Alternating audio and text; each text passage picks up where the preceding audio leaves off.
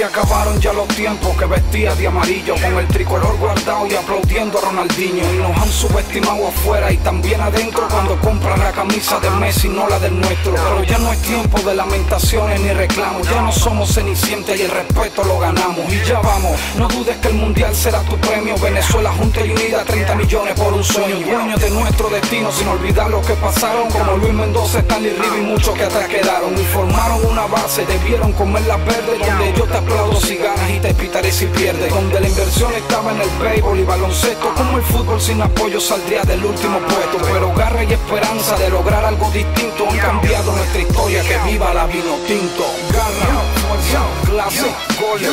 En mi nación grito gol con emoción. Goles, clase, fuerza, garra. En Venezuela arriba la selección. Garra, fuerza, clase, goles.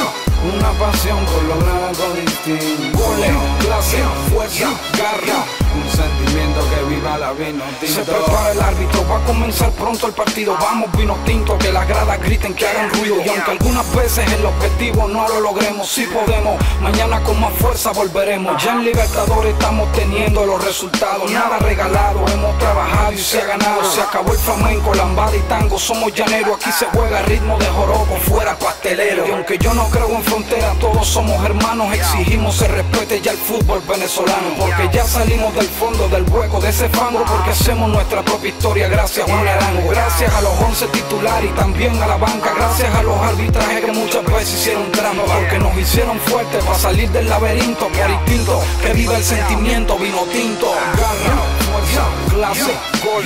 En mi nación grito gol con emoción. Goles, clase, fuerza, garra. En Venezuela arriba la selección. Garra, fuerza, clase, gol. Una pasión por lograr algo distinto. Goles, clase, fuerza, garra. Un sentimiento que viva la vino tinto. Garra, fuerza, clase, goles. En mi nación grito gol con emoción. Goles, clase, fuerza, garra. En Venezuela arriba la selección. Garra, fuerza, clase, goles. Una pasión por lograr algo distinto. Goles, clase, fuerza, garra. Un sentimiento que viva la vino tinto. Yo, yo, yo, yo, NK Profeta, que viva la vino tinto.